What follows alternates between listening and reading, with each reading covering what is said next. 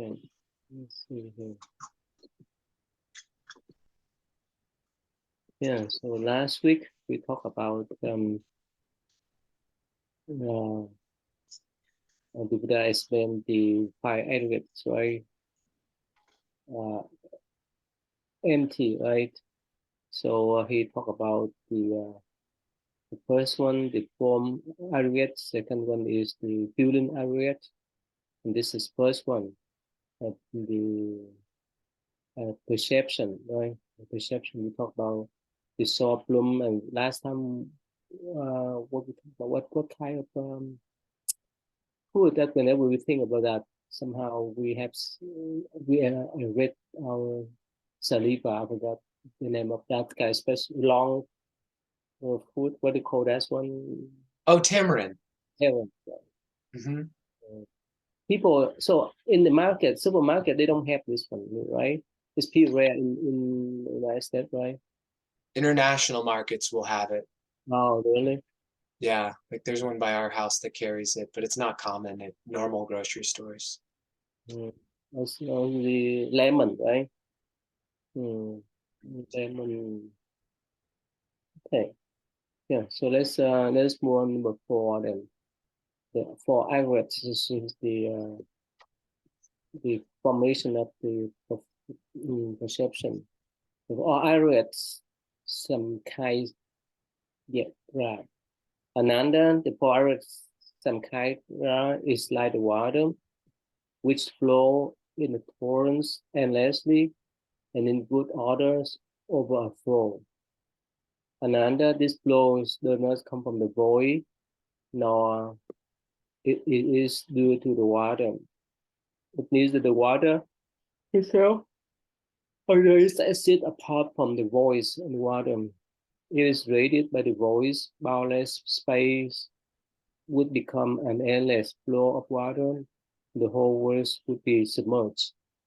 If it is due to the water, then it should not be water and should have its own form and location, which should be appearance. If it is the water, then still and clear water should not be water. If it is apart from the boiling water, it's impossible because the space is all embracing and has nothing outside of it, and because there is no flow without water.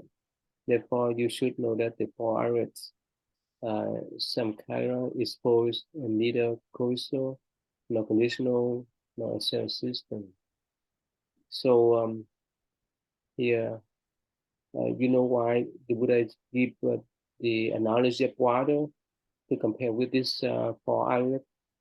You know why? I think it makes sense in the like because sometimes when we discuss the fourth aggregate, you'll describe habits as kind of expressions of the fourth aggregate, where we have a certain thing that we do regularly.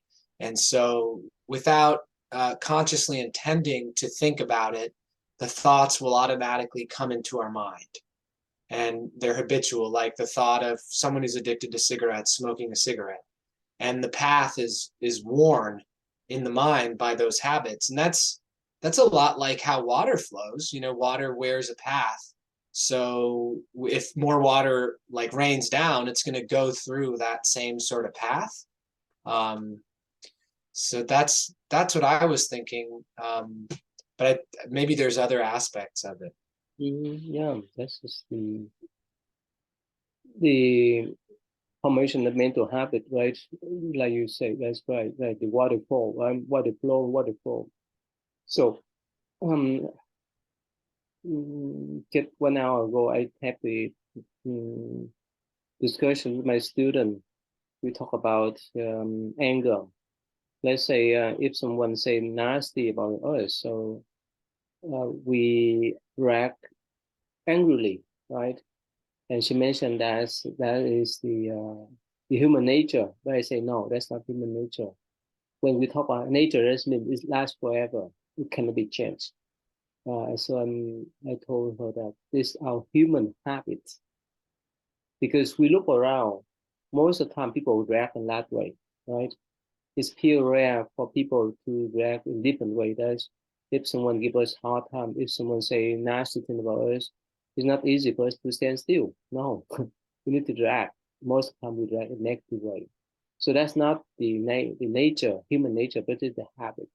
And we need to reverse that, to step out of that kind of uh, reaction.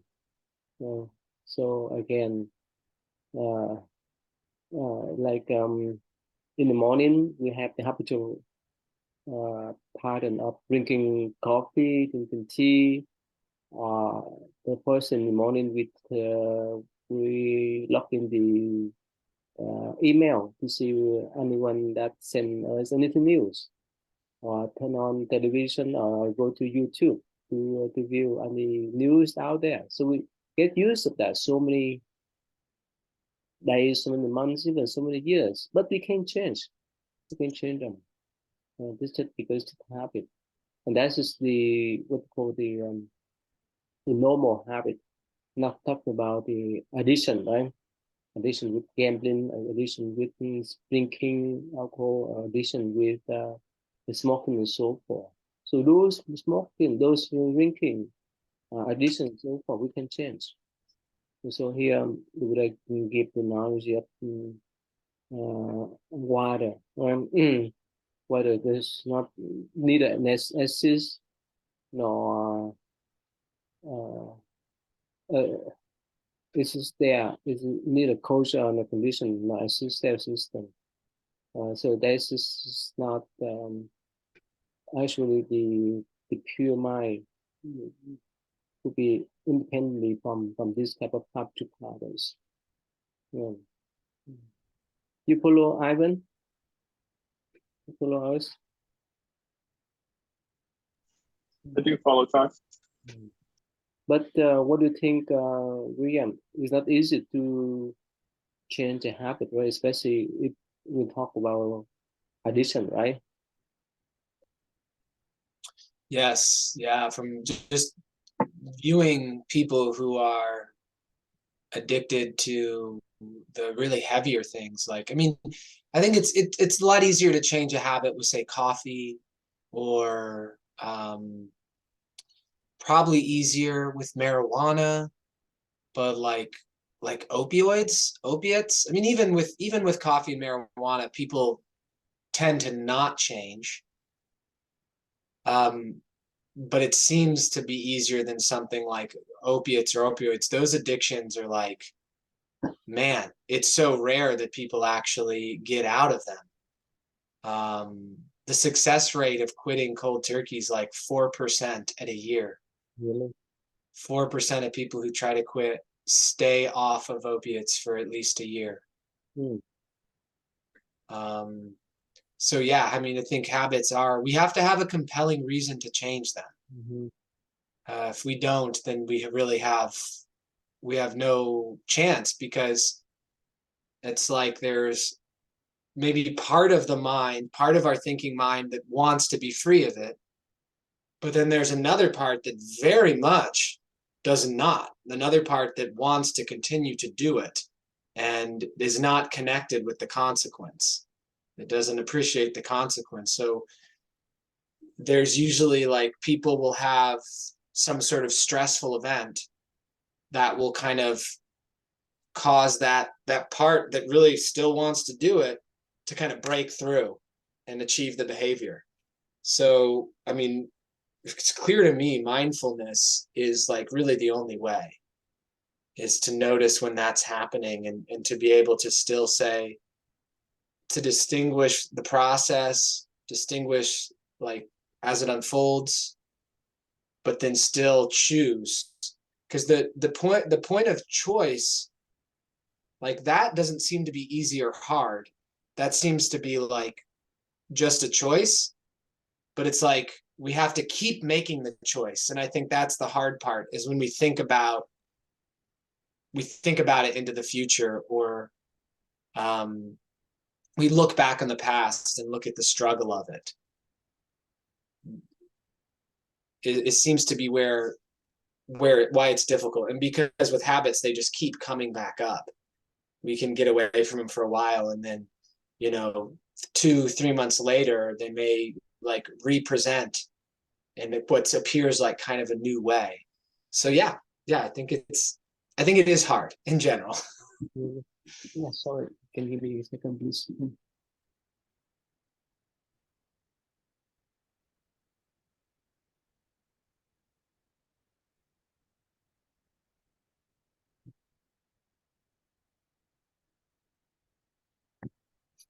Yeah.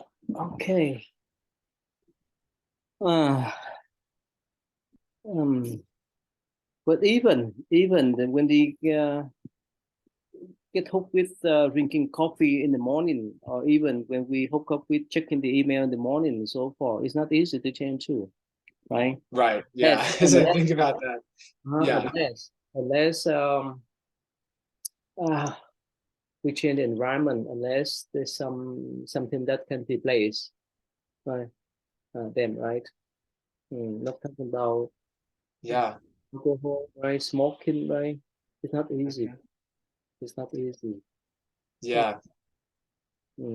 But in the course of our life, we build all kind of habitual pattern already, right? The way we talk, the way we view things, the way we interact with other people, the way we eat, all kind of habitual patterns that we have formed. And and somehow, yeah, for me again, I don't know. Without meditation, there's no way for it to change because we power up, right? From one layers to all layers, we get used of that. Hmm. Hmm. So that's why it's much easier for us to observe. I don't know whether you have that skill or not, William and Ivan. If you observe someone else, it's better to observe the pattern and may recognize their personality. Is that right? Have you observed the pattern, some part of your patient, or the one? Yeah. Or family members Mm-hmm. where there's it's well, you see, and I know I have these myself too, but it helps to if you see it in someone else and then are open to seeing it yourself.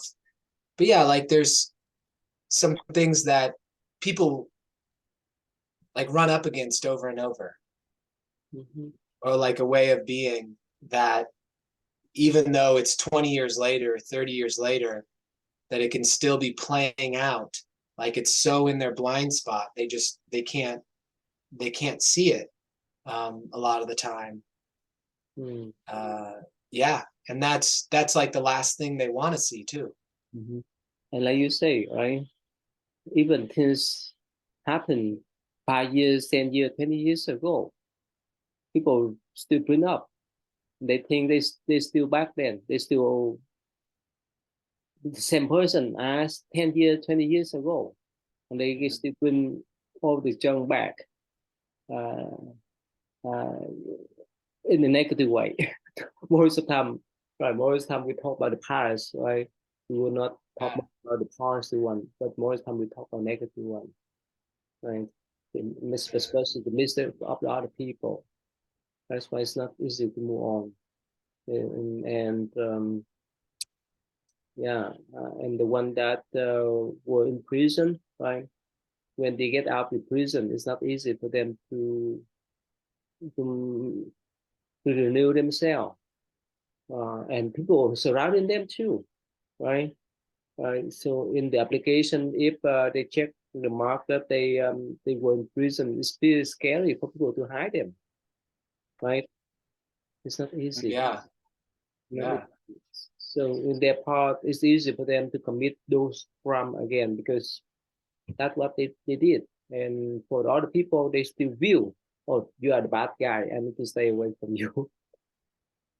So that's why they keep grading the crimes, commit the crimes and come back to the prison.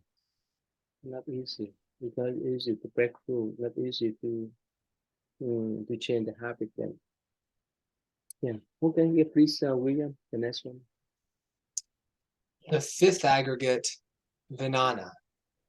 Ananda, the fifth aggregate consciousness is like the void in an empty pitcher with two mouths. If someone blocks both mouths and carries it to another country, the void does not go from one place to another. If the void comes from somewhere, that place should lose some of its voidness. And on arrival elsewhere, when the mouths are opened and the pitcher reversed, one should see the void poured out of it. Therefore, you should know that consciousness is unreal, and it is neither causal, nor conditional, nor self-existent. Yeah. The consciousness is like the void. I mean, that seems to match with experience, because like if we stand on a mountaintop and look out over the mountain, it kind of feels like it's like seeing the mountain in the distance. It's almost like I could feel it, you know, like the texture of it. Like it feels like consciousness kind of expands to fit the space that's there. So like, it's not just that I can see more, but I like the feeling of kind of that feeling around my sense of self also feels like it expands, where I feel more expansive. So that, I mean, that makes sense. And yeah, obviously you can take air from one place and take it to another, but you can't take the empty space that's there. Mm-hmm. Yeah. So so again, if we put ourselves in the box, right? We limit our view, we limit our consciousness there. But actually, mm, our consciousness, especially the A1, right, is vastly contain all information there that we have stored in the past. And again, our pure nature, right? We go beyond that limitation. But most of the time, right, like go back to the number 4, our mental habitual pattern, like through our eyes, we just see certain things. For example, if we sit in this room, right, we can see only we in this room, the limit of this room, or we the limit, the space, or the information, or the things within our rooms, our house. That's all. We don't see much over there. And when we hear too, we have that kind of limitation there until we dismantle or destroy or step out of the house. You can see the vast horizon of empty space. I used to give you knowledge that when I fly on the airplane, I see out the window there's the vast um, uh, space that's surrounding the airplane, right? That's not easy to see every day. But here we live on the earth. We have all kind of limitation. We box in the house, the building. Our view is blocked by trees, building, and so forth. But up there, there's no blocking. It's so vast. So that's why, yeah. If we limit our consciousness within the pitch with two mouths to open, so that's not what a pure mind is about. Yeah. Okay, Ivan, you follow Ivan? Yeah. Yes, Ty. Okay, yeah.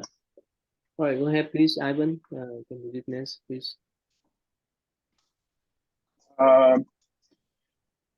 Entrance through the eyes, using the 6 entrances. Again, Ananda, why are the 6 entrances of illusion into the mind fundamentally the absolute nature of the Tahaka store, Ananda? The study of the seeing that disturbs the sight as well as the eyes and the disturbance itself are but trouble arising from Bodhi, because the seeing arises between the two states of light and darkness. They are drawn into perception, which is called the facility of seeing. The seeing has no independent substance that exists apart from the two states of light and dark. Therefore, Ananda, you should know that this seeing comes from neither light nor darkness, from neither the organ of sight nor the void. Why? Because it is, if it comes from light, it would cease to exist. When darkness appears, it would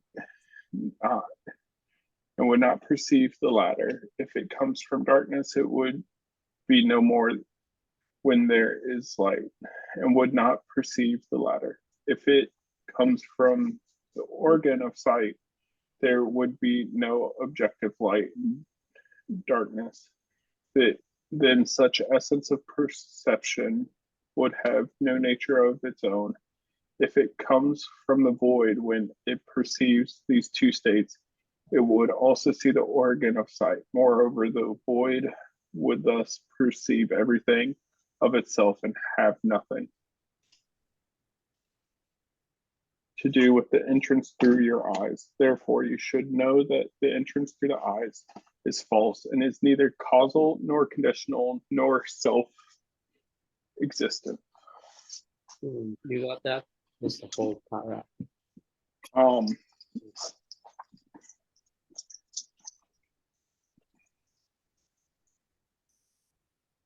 Talking about how we perceive things and where this idea of perception is coming from. And that kind of like the previous chapter on the mind itself, of that our mind, our Buddha mind, etc. Is inside of us, but it is not our eyes, which then create the projection or see the thing. It's a place somewhere in between, nor does that perception come from the thing we're seeing or the darkness, the light, the projected forward or back onto the thing, I think. Maybe. Get reputation, right, William? Right. This part. It's what in this part? I mean, that reputation from the previous power up, right? It can repeat again, right? The idea. Oh, repetition. Okay. Yeah, it seems the discussing about not coming from light or dark or from void. Yeah, it does seem to be repeating some of that. Yeah. So the sin is independently from the eyes, from the light, from the darkness, from the void, right? Mm-hmm.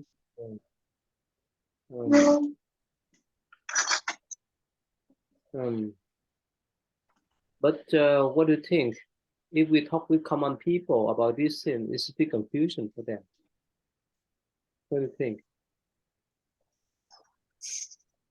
Yeah, because I think it takes a little bit to understand the concepts, because we're like when we've just been immersed in them and living as like, okay, this is reality without a question of it. It's a little hard to kind of step back and see the patterns that are present. It's hard to understand. It's hard to see a bigger picture, because we're like, if we're just kind of totally in it. I get read a short article. It talk about the brain control everything. What do you think? Well, it can't control like everything in the ultimate sense. The brain the brain can't control everything. Is that true? No, not in the ultimate sense, or we wouldn't die. Yeah, that's all. So this in the eyes of the common people, right? Yeah, we have this body. Yeah, we have our brain functioning, right? So that's why. That's why we're still alive. That's why we have that thinking. But in Buddhism, no. When we're done with this body, it doesn't mean that that's nothingness. So for them, they say, "Oh, as much as we're still alive, we can our brain can control our life." But actually, in Buddhist view, our mind control our life, right? A bit different. Yeah, Yes. that's why if they say the brain control the life, what happened with the eyes too? Right? They may say the eyes control the seeing. What happened if we blind? Right? So again, um, um, yeah, if people don't understand about the function of the mind, they be confused. They based on this body. Yeah, because when you're referring to the mind, you're not referring to like the thinking mind. You're referring to mind, capital M, mind. Right. Yeah. I think that would be the first confusion, is to just understanding. I remember in the beginning just understanding kind of like my mind, small lowercase m. Like what really is my mind? In the very beginning, it was like hard to understand that and to have definitions of it, let alone like what is the true mind. Mm-hmm. I think the concept of the true mind is very subtle and easy to misunderstand. So yeah. Yeah, I think we discussed before too, and I mentioned this thing to my student today. Cell as a context, different from cell as a content. I think we discussed before, right, William? Yes. Yeah, that's a bit different. Yeah.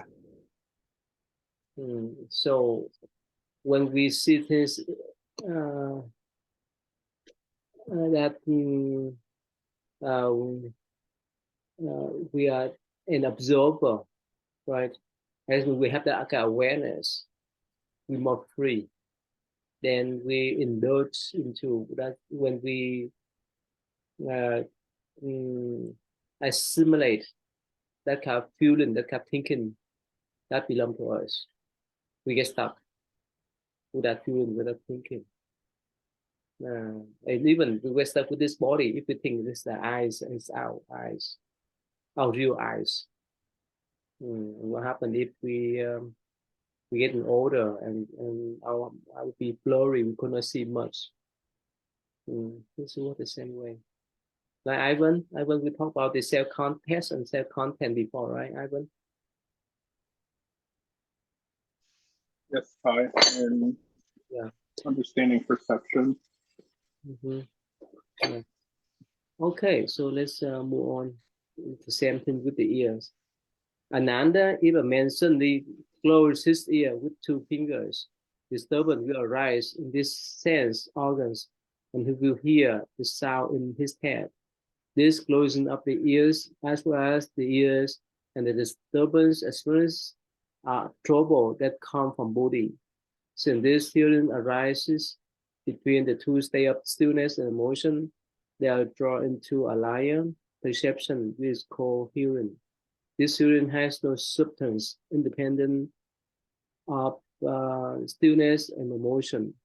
Another, you should know that this hearing comes from neither stillness nor motion, nor from my sense of organs, nor the voice. Why? Because it comes from stillness, it should cease to exist when this motion would not hear the later. It is come from motion, it should cease to exist when there is stillness and would not hear the later. It is come from sense organs, there would be no objective stillness nor motion. Then this faculty of hearing would have no nature of its own. It is come from the voice. That which can hear is certainly not the void. Moreover, the void would hear of itself and will have nothing to do with that entrance to your ears. Therefore, you should know that the entrance to your ears is neither causal nor conditional nor essential system. So as again, so our hearing nature is independently from the hearing faculties from the student emotion. I think you remember the story that I think this was about you when the patriarch Huinan he met two monks, right? One monk he said that the wind is no the flag is moving. Remember that, right, William? Right, but the other Yes. monk say no, the wind is moving, but the Huinan patriarch say no, your mind is moving. Right. So most of the time we attach to the form, whether the wind, whether it's the flag, whether it's our eyes or ears. Most of the time we attach that, but we don't recognize that we have a kind of human nature or sin nature there. Yeah, and even some of my students they don't understand that idea. They don't understand. They think that the patriarch he has different view. They don't understand.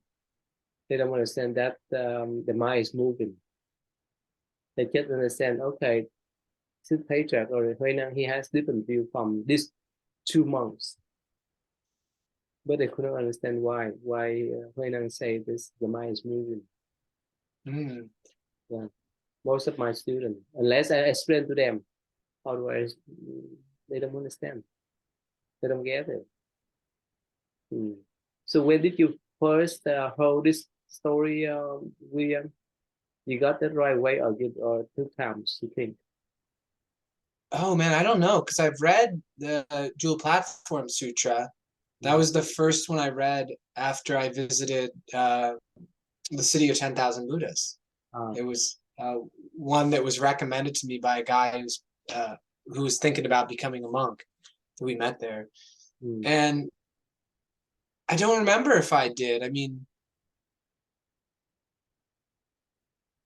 I may have. I mean, I may have had a sense of it. I mean, now it seems fairly clear. Now it seems that they're believing that it matters. They think that it makes a difference, that is the flag moving or the wind moving, that's somehow important. And it's just their own thinking. Like, no matter what they think, is the flag moving or is the wind moving, it doesn't change what is. And their thinking about it is actually like obstructing them being with what is. And I think I got a sense of that. I think I got a sense of it early on. By the time I'd heard it, I'd already learned like a decent amount. I've read a decent amount from Zen texts, and it had by that time I'd had experience, I think, at the Zen Center as well. So, but I don't think I didn't feel like I understood it deeply, and I desperately wanted to. So Ivan, we talked about this before, right, Ivan? I think so, Ty. Yeah. So you understand the concept of the mind is moving, not the flags nor the wind. You understand that idea?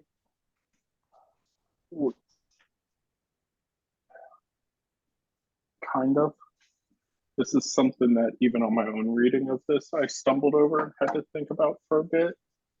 Of this idea that the mind, because it's perceiving, it's the mind's moving, right? The object, or we're seeing, interacting with a projection of the world, and that's facilitating the motion.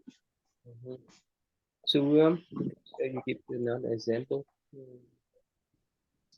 Yeah, I guess now that I guess you could look at it from two levels, because the people's small mind were moving, the monks, their small mind was moving about the flag. But then also the flag's motion itself is nothing but the pure mind. Like that seeing of the flag, like that's all just an expression of the pure mind. So there's like nothing else that's going on. There's no, in that ultimate reality, there's no distinction between the flag and the wind. There's no distinction between the viewer and the flag. It's all this, you know, singular event, to the point that even the concept of like singularity isn't there, because there's not a concept of like multiple. So like oneness beyond the idea of oneness. So that all phenomena are the mind. It's all a happening. But it's hard to understand that concept then. Let's say if you look at the temple, right, with you before this empty lot, right? Yeah, 3 years ago, yeah, there's no temple, but after that we build a temple. So how could people accept that this come from the mind? And actually, it come from the mind, right? The way how we design the plan, right? Because we have that kind of plan, right? We kind of drawing. That's why we could have people to come and construct the temple. That's come from the mind too, in the easy sense, right? Mm-hmm. This is human product, human mind products.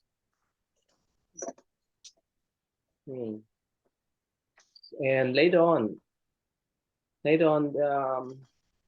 Buddha will explain that how the earth come from, how the trees, how the river, how the forest, a mountain come from. Actually, he can make the conclusion everything come from the mind.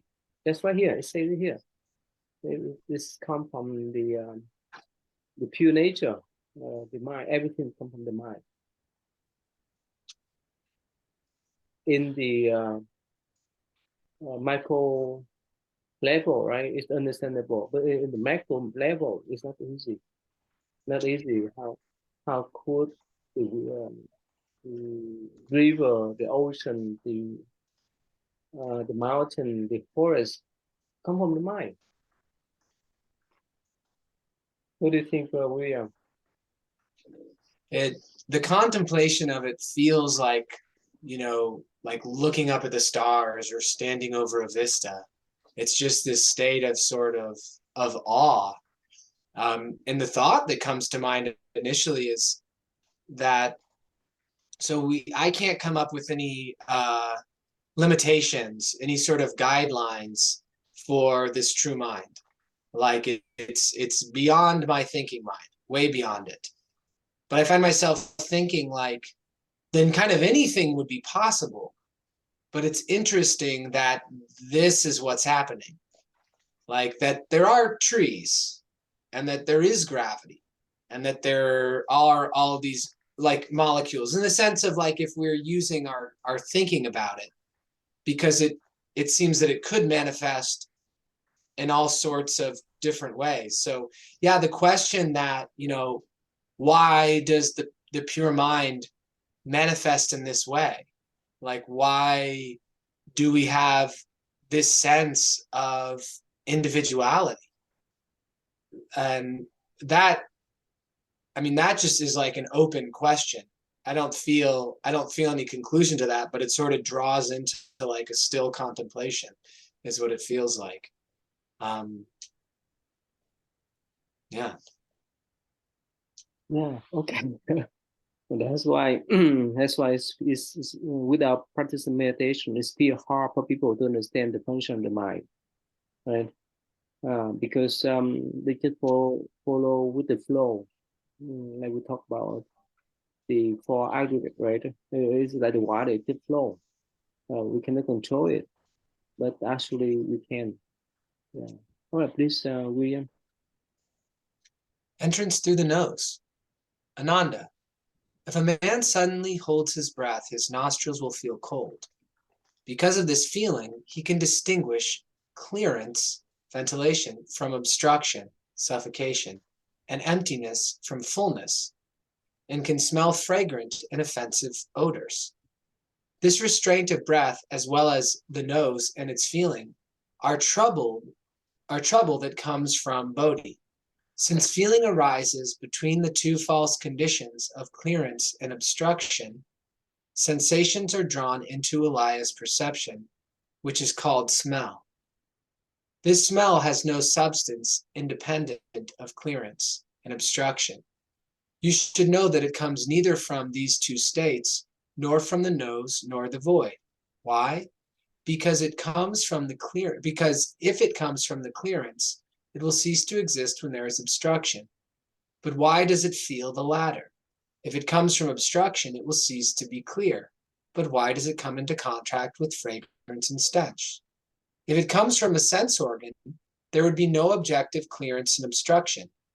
Then this faculty of smelling would have no nature of its own. If it comes from the void, it should be able to smell your own nose. If so, the void itself would smell and would have nothing to do with that entrance through your nose. Therefore, you should know that the entrance is neither causal, nor conditional, nor self-existent.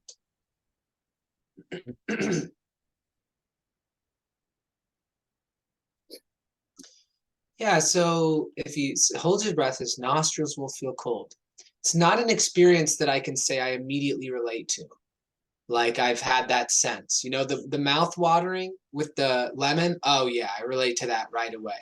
The ears, I can totally relate to that. I can hear it. But if I hold my breath,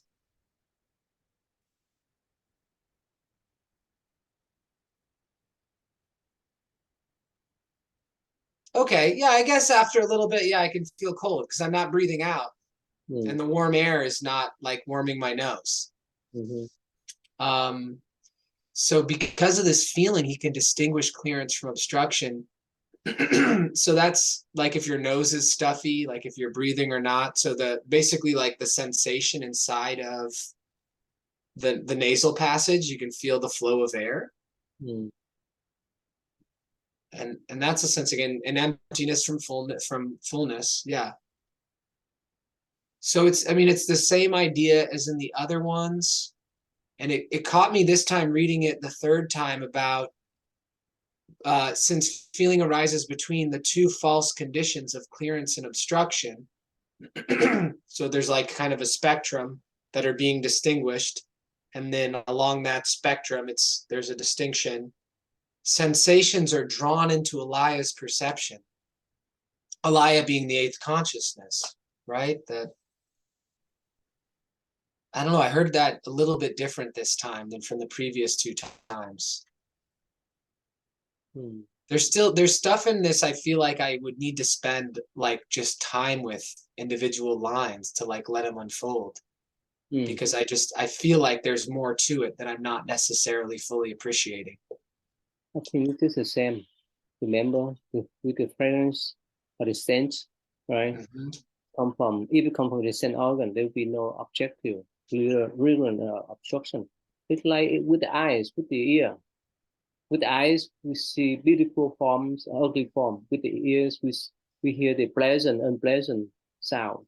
With the nose, we smell, right? We smell fragrance or odor, right? We have that kind of distinction. That's why we get stuck, right? Well, if we smell, let's say, if we smell the fragrance, right? We are attached to that. If we smell the odor, we stay away from.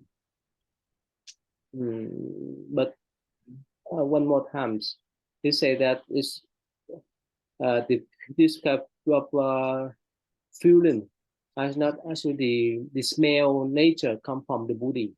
That means, let's say, whether we smell fragrance or the odor, we still have that kind of ability to smell.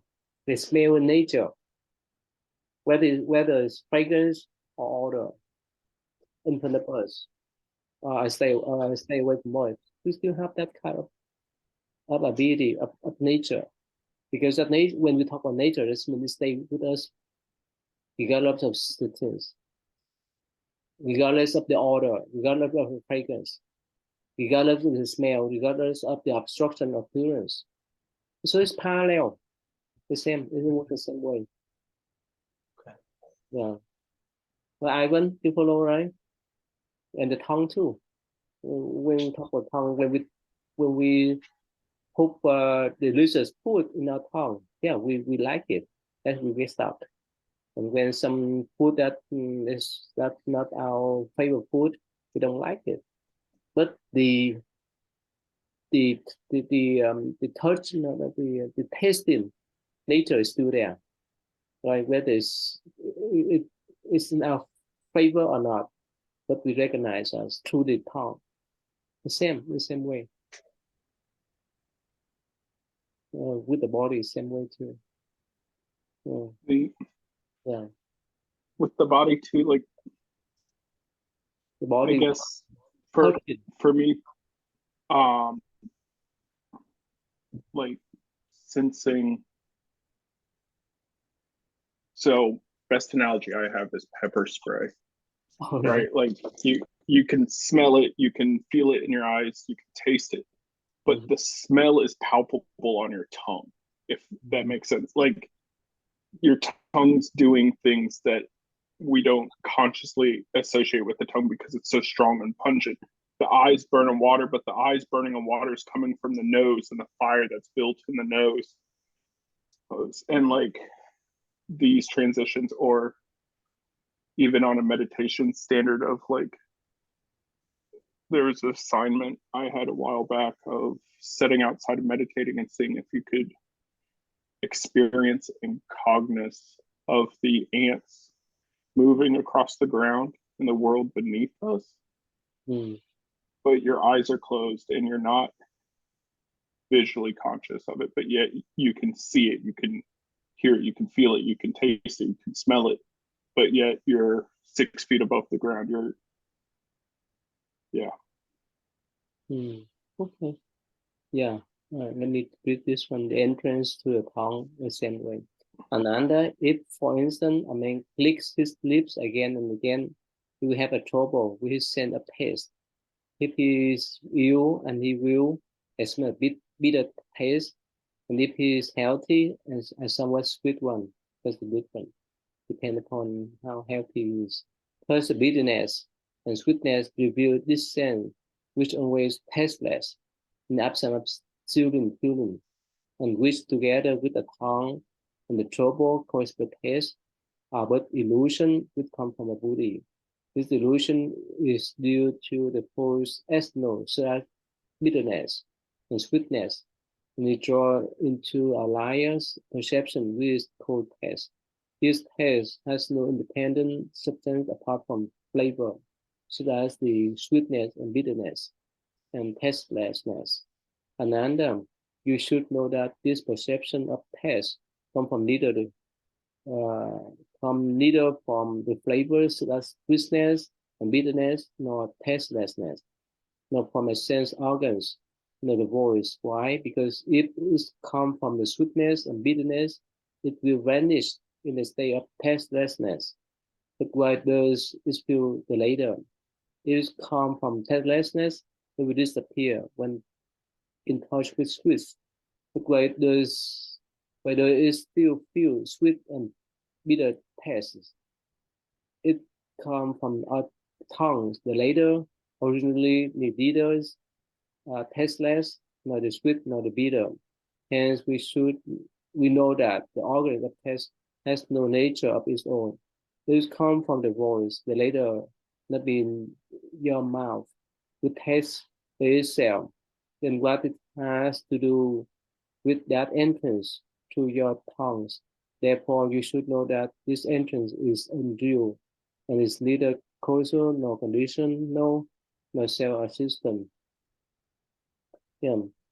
So it's worked the same way, right, William? Right? The same concept, right? Yes. Parallel. Right. Mm. So it's like the eyes. If they have some kind of, if we have some kind of dysfunction, or we sick, we see all kind of things.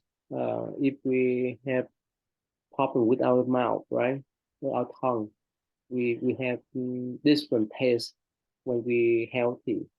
Whether sweetness, bitterness, or tastelessness. So this is just uh,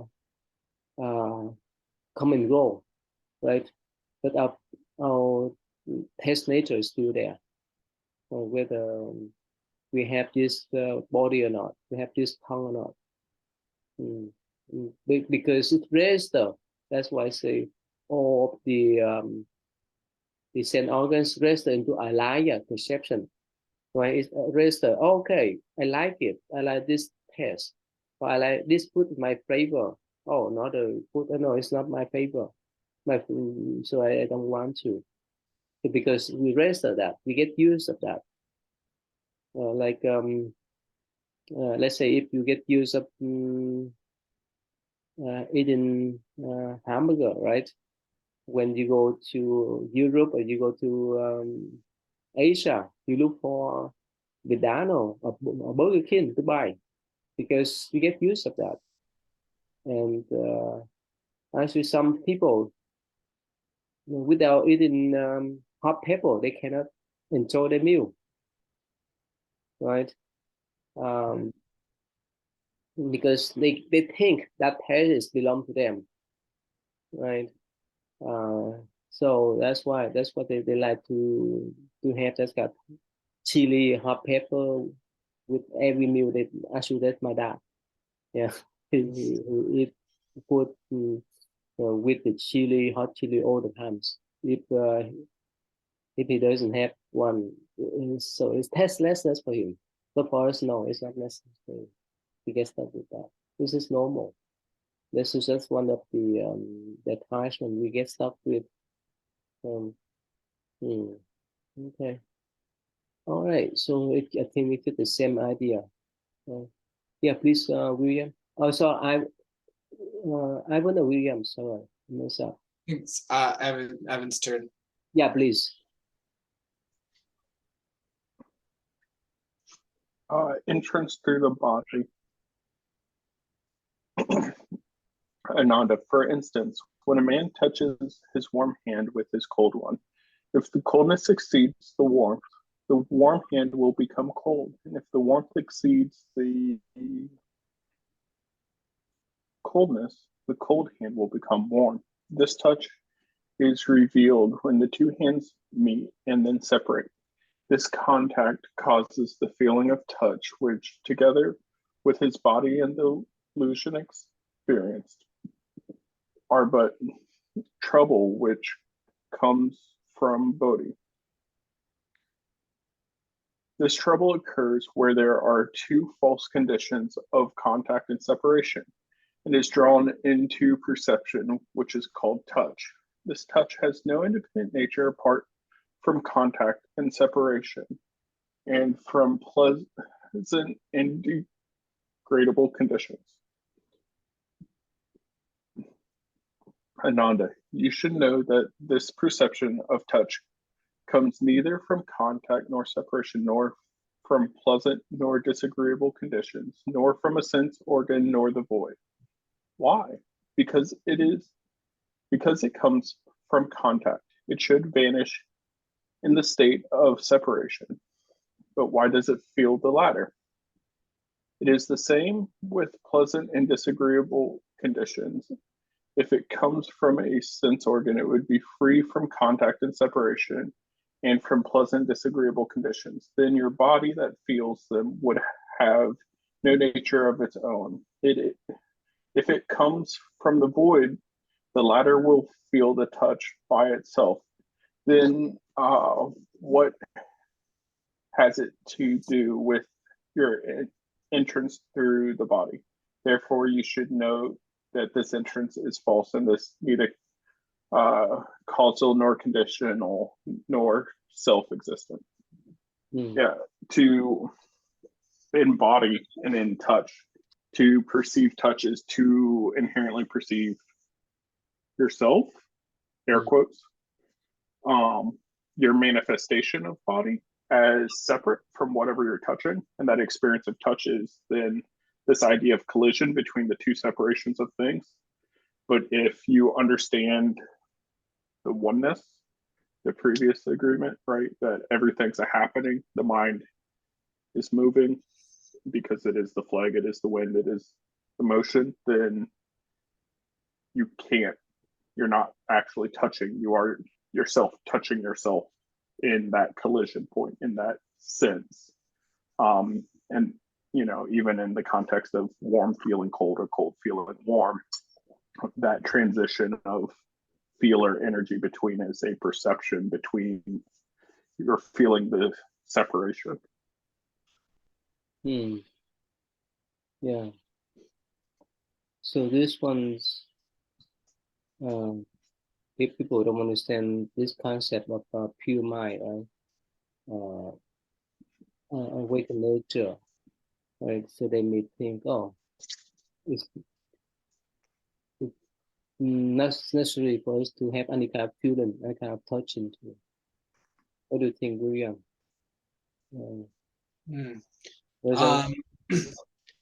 I've really loved the Zen gathas of affirming faith and mind. So there's a part of that one, it's a long one.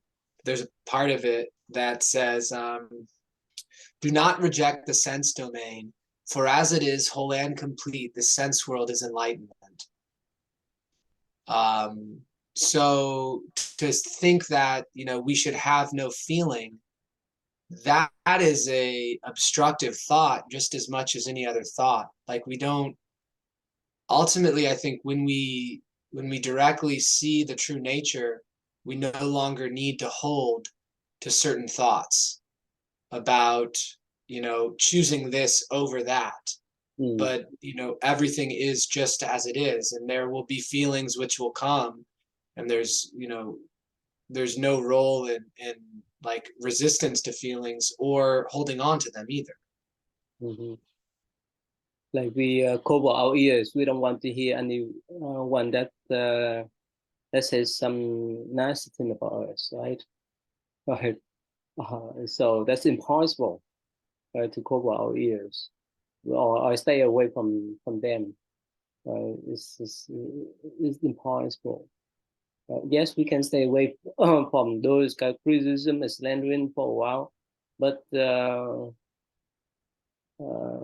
or later we have to encounter all kind of criticism again too. We cannot run away. So as soon as we recognize, oh yes, we have that kind of pure nature through the ears, we have the healing nature through the touch, we have the touching nature. Whether it's, we're in contact, our hand in contact with our people's hand, our people body, or not, we still have that type of touching nature there. So in Zen tradition, again, they say that yeah, we cannot cover our eyes, cover our ears, or cover even our mouth, right? We cannot run away from them. Yeah. So the important thing is to be aware, to be aware, to be mindful of things surrounding us, in mindful way. All right. So since time is up, anything, Ivan? Anything more we can say? No, I have nothing else, Todd. Yeah. So okay. So we end up today. Okay. Yeah. So we'll see you next week then. Thank you. All right. Thank See you you next all. weekend. See you Saturday. See you then. Oh, okay. Yeah. We see you Saturday. Yeah. And Saturday? Sunday we fly to Houston. Yeah. On Sunday, not Saturday. Okay. Okay. See you then. See you then.